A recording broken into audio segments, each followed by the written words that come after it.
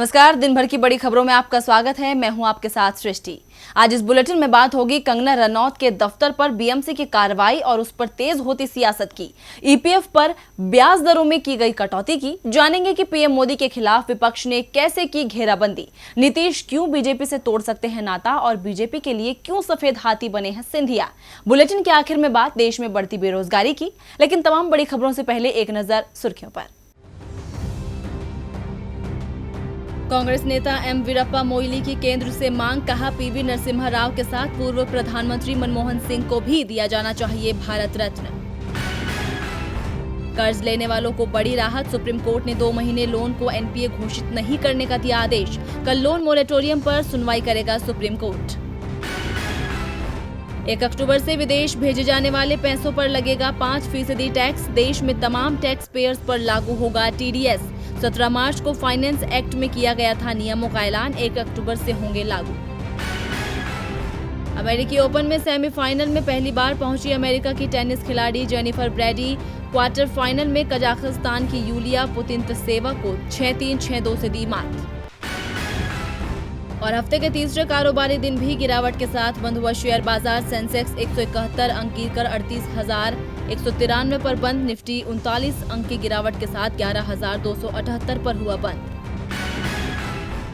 सुर्खियों के बाद अब बात आज की सबसे बड़ी खबर की। कंगना रनौत और संजय राउत के बीच शुरू हुई जुबानी लड़ाई अब शिवसेना बनाम कंगना हो गई है। मुंबई में सुबह ही कंगना के दफ्तर पर बीएमसी का दल अवैध निर्माण तोड़ने पहुंच गया, जिसके बाद आनन फानन में कंगना ने बॉम्बे हाईकोर्ट में अर्जी दायर की, जहां हाईकोर्ट ने बीएमसी की कार्रवाई पर रोक लगाने के आदेश दिए। लेकिन इस मामले पर अब सियासत तेज हो गई है। कुछ लोग इसे शिवसेना की बदले की कार्रवाई कह रहे हैं, तो कुछ इसे भाजपा का राजनीतिक स्टंट मान रहे हैं। इसी पर चर्चा के लिए आज हमारे साथ स्टूडियो में मौजूद है राजीव जी। बहुत बहुत स्वागत है राजीव जी आपका।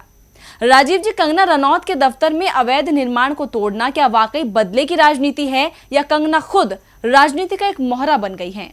देखिए सृष्टि, देश इस वक्त कई गंभीर समस्याओं से घिरा हुआ है। एक तरफ महामारी है तो दूसरी तरफ बेरोजगारी है, लेकिन इन सब पर बात करने की फुर्सत हमारे हुक्मरानों को कहां।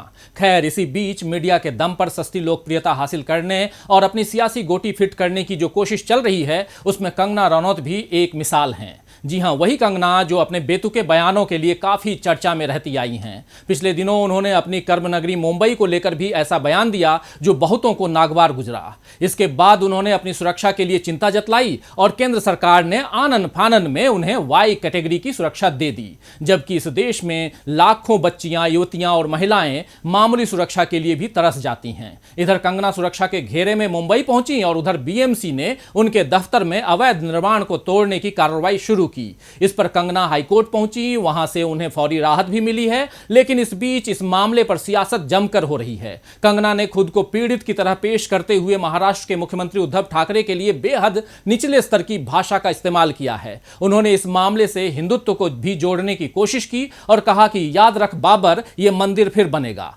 खैर, उनके इस बयान से यह साफ झलक रहा है सृष्टि कि वो किस तरह की राजनीति से प्रेरित होकर ये सब कह रही हैं और किन लोगों का समर्थन उन्हें मिला हुआ है, ये हम सब जानते हैं। यहां इसे बताने की जरूरत नहीं है। लेकिन जहां तक सवाल बदले की कार्रवाई का है, तो ये पहला मौका नहीं है सृष्टि जब किसी फिल्म स्टार के घर या दफ्तर पर बीएमसी ने एक्शन लिया हो। आपको याद होगा, शाहरुख खान के दफ्तर पर भी ऐसी कार्रवाई देवेंद्र फडणवीस सरकार के वक्त हो चुकी है और कंगना रनौत को municipal corporation of greater Mumbai यानी एमसीजीएम ने 2 साल पहले ही 2018 में एमआरटीपी एक्ट के तहत अवैध निर्माण तोड़ने का नोटिस दिया था, जिसके खिलाफ कंगना डिंडोशी सत्र न्यायालय भी गई थी। यानी बीएमसी अपने मुताबिक काम कर रही है, लेकिन इसे कौन कैसी सियासत से जोड़कर देखता है, ये अपना अपना नजरिया है। बहुत बहुत धन्यवाद राजीव जी आपका तमाम जानकारी के लिए। अब रुख करते हैं अगली खबर का। हर कर्मचारी का सपना होता है कि जब वो रिटायर हो तो उसके पास पैसे की कमी ना हो। इसमें उसकी सबसे ज्यादा मददगार होता है उसका ईपीएफ अकाउंट, जिसमें उसकी वर्षों की जमा पूंजी होती है। लेकिन सरकार की नजर अब कर्मचारियों की इस बचत पर है और ईपीएफ की ब्याज दरों में कटौती का फैसला सरकार ने कर लिया है। पहले से ही नौकरी को लेकर परेशान लोगों की चिंता सरकार ने और बढ़ा दी है। ईपीएफ पर ब्याज दरों को कम कर दिया गया है। वैसे ईपीएफ पर ब्याज दर कम करने की तैयारी तो 5 मार्च को ईपीएफओ के सेंट्रल बोर्ड ऑफ ट्रस्टीज की बैठक में ही कर ली गई थी। बैठक में ईपीएफ पर 2019-20 के लिए ब्याज दर 8.50% रखने की सिफारिश की थी, जबकि पहले ये 8.65% यानी पिछले वित्त वर्ष के मुकाबले 0.15% कम है।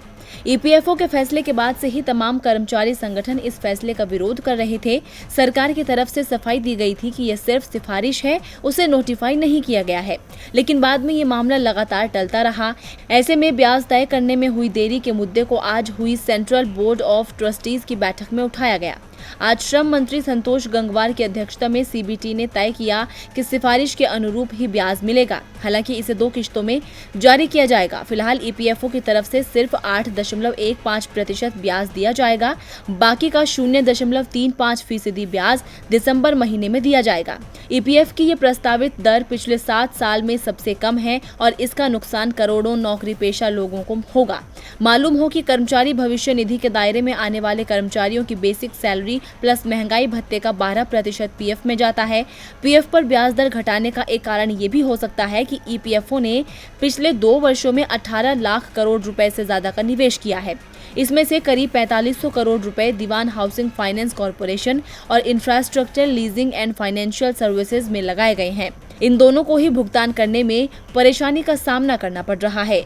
अपनी जमा पूंजी पर पूरा ब्याज कर्मचारियों को कब तक मिलता है ये देखना होगा। वैसे इस वक्त नजर है विपक्ष की उस रणनीति पर जिसके जरिए वो मोदी सरकार को घेर सकती है। 14 सितंबर से संसद सत्र शुरू हो रहा है। सत्र के पहले ही दिन राज्यसभा में उपसभापति का चुनाव होना है। एनडीए की तरफ से हरिवंश सिंह ने पर्चा भी भर दिया है, लेकिन हरिवंश सिंह की राह पर इस बार आसान नहीं होने वाली है। कांग्रेस ने उसकी घेराबंदी का पूरा प्लान तैयार कर लिया है। राज्यसभा में सरकार के पास बहुमत भी नहीं है। ऐसे में क्या रणनीति तैयार की है कांग्रेस ने, देखिए इस रिपोर्ट में। कांग्रेस अध्यक्ष सोनिया गांधी लगातार विपक्ष को एकजुट रखने की कोशिश करती हैं। वो इस बात से अच्छे से वाकिफ है कि मोदी सरकार को केवल एकता के साथ ही हराया जा सकता है। इसीलिए जहां पहले उन्हें 2019 के लोकसभा चुनाव में सबके साथ का नारा लगाया, तो वहीं अब एक बार फिर वो विपक्ष को साथ लाना चाहती हैं, जिसकी कवायद उन्होंने राज्यसभा में उपसभापति के पद के साथ कर दी है। कांग्रेस पार्टी राज्यसभा में उपसभापति पद के लिए यूपीए के घटक दल द्रविड़ मुनेत्र कड़गम के उम्मीदवार का समर्थन करेगी। जानकारी मिली है कि कांग्रेस बहुत जल्द डीएम के उम्मीदवार के नाम पर समर्थन जुटाने के लिए अलग अलग दलों से मुलाकात करेगी। सोनिया गांधी की अध्यक्षता में हुई कांग्रेस की पार्लियामेंट्री स्ट्रेटेजी ग्रुप की बैठक में इसका फैसला लिया गया है। दरअसल अप्रैल में जेडीयू के सांसद हरिवंश का कार्यकाल खत्म होने के बाद से ये पद रिक्त है। इस पद पर जीत हासिल करने के लिए कांग्रेस सभी विपक्षी दलों की ओर से किसी एक उम्मीदवार को खड़ा करने की कोशिश करेगी। कांग्रेस इसके लिए अपने गठबंधन दल डीएमके से संपर्क करेगी ताकि सभी विपक्षी दलों को एक साथ लाकर राज्यसभा में एनडीए के उम्मीदवार को हराया जा सके। बैठक में इस बात पर भी फैसला हुआ कि समान विचारधारा वाले दलों से सामंजस्य बनाकर कई अलग अलग मुद्दों पर सार्थक बहस को अंजाम दिया जाएगा। लद्दाख में चीन के साथ तनातनी पर सरकार को घेरने की तैयारी की जा रही है। राज्यसभा में जिन मुद्दों को कांग्रेस पार्टी उठा सकती है उनमें उद्योगों की बंदी, बेरोजगारी, सैलरी कटौती और ईएमआई डिफॉल्टर के मुद्दे शामिल हैं। इन्हीं के सहारे कांग्रेस मोदी सरकार के खिलाफ मोर्चा खोलेगी। इससे पहले भी जीएसटी और छात्रों के भविष्य को लेकर सोनिया गांधी ने विपक्ष को एकजुट किया था। अब एक बार फिर वही कवायद शुरू हो गई है। ऐसे में देखना होगा कि उपसभापति के पद पर समर्थन क्या सभी दलों को साथ लाता है। राज्यसभा में उपसभापति पद के चुनाव के लिए कांग्रेस का प्लान तैयार है, जिससे बीजेपी की मुश्किलें बढ़ती दिख रही हैं। मुश्किलों तो बीजेपी के बिहार में भी बढ़ती दिख रही हैं, क्योंकि बिहार विधानसभा चुनाव को लेकर एनडीए में घमासान मचा हुआ है। एक तरफ एलजेपी लगातार आंख दिखा रहा है, वहीं दूसरी तरफ अब बीजेपी और जेडीयू में तकरार तेज हो गई है। जेडीयू ने जो दावा ठोका है उससे बीजेपी का तिलमिलाना तो तय है। बिहार विधानसभा चुनाव को लेकर बीजेपी की ओर से दावा किया जा रहा है कि नीतीश कुमार के साथ उनका 50-50 का फॉर्मूला शुरू हो गया है, लेकिन बीजेपी जिस दावे पर जीत का दम भर रही है उसे जेडीयू ने बेदम कर दिया है। एनडीए में जेडीयू बड़े भाई की भूमिका निभाने की तैयारी कर रहा है। एनडीए नेताओं ने पहले ही स्पष्ट कर दिया कि नीतीश कुमार के चेहरे पर ये चुनाव लड़ा जाएगा। ये स्पष्ट होने के बाद से ही एनडीए में जदयू का कद बड़ा हो चुका है, इसीलिए पार्टी ज्यादा सीटों की महत्वाकांक्षाएं पाले बैठी है। सूत्र बताते हैं कि जदयू 2010 के विधानसभा चुनाव के फॉर्मूले 141:102 को ही इस चुनाव में आधार बनाना चाहता है। उस बार जितनी सीटें जदयू को मिली थीं, इस बार भी वो यही चाहता है, जिस पर अभी तक बीजेपी ने कोई प्रतिक्रिया नहीं दी है। सूत्रों का कहना है कि एनडीए में घटक दलों में अगले हफ्ते तक सीटों को लेकर तालमेल होने की संभावना है। अब एनडीए में सीटों को लेकर क्या फैसला होता है, ये तो आने वाला वक्त ही बताएगा, लेकिन जेडीयू का ये दावा बीजेपी के साथ उसकी तकरार को बढ़ा सकता है। दरअसल बीजेपी के साथ सीटों का समझौता नहीं होता तो जेडीयू 2015 के रास्ते पर चल सकती थी। 2015 के चुनाव में बीजेपी से बात बिगड़ने पर नीतीश कुमार ने महागठबंधन के साथ चुनाव लड़ा था, जिसका खामियाजा बीजेपी को उठाना पड़ा था। बीजेपी इस बात को अच्छे से जानती है कि नीतीश से अलग होना उसके लिए नुकसानदायक होगा, इसलिए वो जेडीयू के आगे झुक सकती है। खैर, अभी तो सिर्फ अटकलें लगाई जा रही हैं, ये तो वक्त ही बताएगा कि कौन बड़ा और कौन छोटा बनेगा। एनडीए में कौन किसके साथ है और कौन किसके विरोध में, ये तस्वीर अभी साफ नहीं हो पा रही है, लेकिन महागठबंधन को मिलने वाला समर्थन बढ़ता जा रहा है। बिहार में आरजेडी ने जिस 9 सितंबर 9 बजे 9 मिनट मिशन की शुरुआत की है, उसे अब उत्तर प्रदेश के पूर्व मुख्यमंत्री अखिलेश यादव और कांग्रेस महासचिव प्रियंका गांधी का भी समर्थन मिल गया है। तो इस रिपोर्ट के जरिए देखिए कि 9 सितंबर रात 9 बजे 9 मिनट पर क्या है आरजेडी का मिशन। बिहार में सियासी पारा लगातार गर्माता जा रहा है। विधानसभा चुनाव की तारीखों के ऐलान का इंतजार खत्म ही होने वाला है। इस बीच तमाम सियासी दल अपनी रणनीतियों पर आगे बढ़ रहे हैं। इस बीच विपक्ष में नेता प्रतिपक्ष तेजस्वी यादव ने बेरोजगारी और सरकारी संस्थाओं के निजीकरण के खिलाफ एक मिशन की शुरुआत की है। तेजस्वी यादव ने राज्य की जनता से 9 सितम्बर को 9 बजे रात में 9 मिनट तक के लिए घर की लाइट बंद कर एक दिया, लालटेन या मोमबत्ती जलाने की अपील की है। तेजस्वी ने अपील करते हुए कहा कि ये राजद का आंदोलन नहीं है, बल्कि बेरोजगार युवक और कुछ स्वयंसेवी संस्थाओं ने यह आंदोलन शुरू किया है और राजद उसका भरपूर समर्थन करता है। तेजस्वी ने कहा कि वो खुद अपनी मां राबड़ी देवी के साथ तय समय पर अपनी छत पर लालटेन लेकर खड़े रहेंगे। बिहार के नेता प्रतिपक्ष की इस मुहिम का अब उत्तर प्रदेश के पूर्व मुख्यमंत्री व समाजवादी पार्टी के राष्ट्रीय अध्यक्ष अखिलेश यादव और कांग्रेस महासचिव प्रियंका गांधी वाड्रा ने भी समर्थन किया है।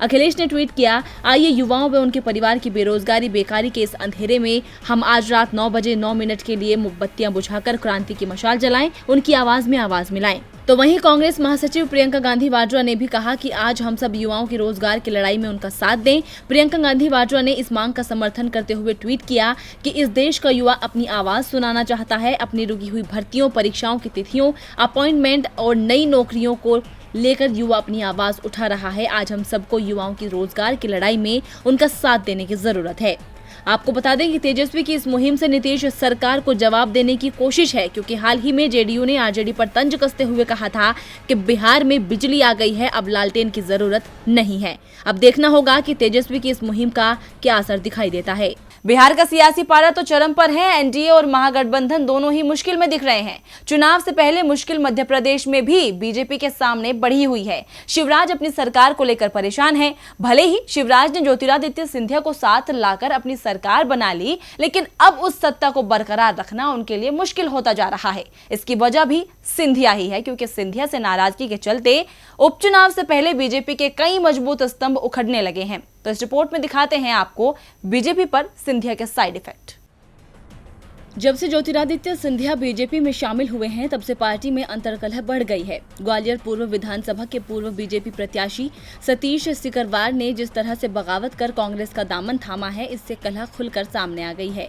सतीश सिकरवार का साफ कहना है कि जिस सामंतवाद का विरोध जीवन भर किया, वही सामंतवाद अब बीजेपी में है। उनका साफ इशारा सिंधिया की तरफ था। उन्होंने ये भी कहा कि बीजेपी के कई बड़े नेता छटपटा रहे हैं, लेकिन कुछ कह नहीं रहे। उन्होंने इन नेताओं पर संगठन के दबाव की बात भी कही। जाते जाते सतीश सिकरवार ने बीजेपी की बखिया उधेड़ कर रख दी। बीजेपी कहती है कि हमें कोई फर्क नहीं पड़ता, लेकिन ग्वालियर चंबल में इसे बीजेपी को लगे बड़े झटके के तौर पर देखा जा रहा है। दरअसल सतीश सिकरवार ग्वालियर के बड़े नेता माने जाते हैं। वे छात्र राजनीति से ही संघ और भाजपा में सक्रिय रहे हैं। उनकी पत्नी बीजेपी से कई बार पार्षद रही हैं और छोटे भाई नीटू सिकरवार बार सुमावली से विधायक रहे हैं। मतलब साफ है कि पूरा परिवार जीवन भर भाजपा की सेवा करता रहा, लेकिन अचानक से बीजेपी में ज्योतिरादित्य सिंधिया के प्रवेश ने सब कुछ बदल दिया। सिंधिया की वजह से ही सतीश ने अपने 200 से ज्यादा समर्थकों के साथ कमल छोड़ कमलनाथ को मजबूत करने कांग्रेस का हाथ थाम लिया। सतीश सिकरवार के फैसले ने मुख्यमंत्री शिवराज सिंह चौहान और बीजेपी का चुनावी गणित बिगाड़ दिया है। ज्योतिरादित्य सिंधिया अब बीजेपी के लिए सफेद हाथी साबित हो रहे हैं। शायद बीजेपी को भी शुरुआत में ये उम्मीद नहीं थी कि जिस सिंधिया की बीजेपी में ग्रैंड एंट्री करवाई है वो पार्टी को मजबूत की जगह कमजोर करने की अप्रत्यक्ष भूमिका निभाएंगे। अब तो संगठन भी इस पसोपेश में है कि ज्योतिरादित्य सिंधिया के विरोध को खत्म करने की संजीवनी कहां से लाएं। अब देखना होगा कि क्या ये बगावत चुनाव में बीजेपी पर भारी पड़ेगी। और बुलेटिन के आखिर में बात देश में बढ़ती बेरोजगारी की।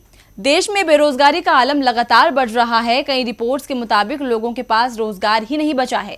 ऐसे में वो नई नौकरी की तलाश कर रहे हैं, जिसके काम मिलने की बजाय निराशा ही मिल रही है। ऐसा इसलिए क्योंकि देश में भर्तियों का सिलसिला 15 साल के सबसे कमजोर स्तर पर पहुंच गया है। ये आंकड़े बयां करते हैं कि देश पर बेरोजगारी किस कदर हावी है। देश उस दौर से गुजर रहा है जहां लोगों के पास पैसा नहीं है, कमाने निकले तो नौकरी नहीं है, जगह जगह रोजगार की तलाश करते हैं, लेकिन जवाब सिर्फ नाम में मिलता है। बड़ी बड़ी पढ़ाई करने के बाद भी युवा दर दर भटकता है, क्योंकि कंपनियों ने रोजगार देना ही बंद कर दिया है। देश में भर्तियों का सिलसिला 15 साल के सबसे कमजोर स्तर पर पहुंच गया है। 800 से ज्यादा नियोक्ताओं के सर्वे में सिर्फ 3% कंपनियों ने ही अगले 3 महीने के दौरान नई नियुक्तियां करने की मंशा जताई है। मैन पावर ग्रुप के रोजगार परिदृश्य सर्वे में ये आंकड़े सामने आए हैं, जिसमें देश भर की 813 कंपनियों के विचार लिए गए हैं। सर्वे के अनुसार भारतीय नियोक्ता 2020 की पहली तिमाही में नियुक्तियों को लेकर सतर्कता का रुख अपना रहे हैं। सर्वे के अनुसार 7% नियोक्ताओं ने कहा कि वो कर्मचारियों की संख्या में बढ़ोतरी की उम्मीद कर रहे हैं। वहीं 3% का कहना था कि वो कर्मचारियों की संख्या में कटौती करेंगे। 54% ने कहा कि कर्मचारियों की संख्या में कोई बदलाव नहीं होगा। इन आंकड़ों को सीजनल बदलाव के हिसाब से समायोजित करने के बाद सिर्फ 3% ही बैठता है, यानी सिर्फ 3% कंपनियों का मानना है कि कर्मचारियों की संख्या में बढ़ोतरी होगी। मैन पावर ग्रुप ने कहा कि नियुक्ति को लेकर धारणा 15 साल में सबसे कमजोर है। पिछली तिमाही से तुलना की जाए तो ये स्थिर है, लेकिन अगर पिछले साल की समान अवधि से तुलना की जाए तो इसमें 16% अंक की गिरावट है। सर्वे के अनुसार छोटे आकार के संगठनों में नियुक्ति का परिदृश्य सबसे मजबूत है। उसके बाद मध्यम आकार और बड़े आकार के संगठनों का नंबर आता है। इन आंकड़ों से साफ है कि गिरती अर्थव्यवस्था की वजह से लोग नौकरी देने को ही तैयार नहीं है। यानी एक तरफ पैसा नहीं है, दूसरी तरफ रोजगार नहीं है, सिर्फ और सिर्फ परेशानियां ही हैं। तो फिलहाल दिन भर की बड़ी खबरों में इतना ही। देखते रहिए DB लाइव। नमस्कार।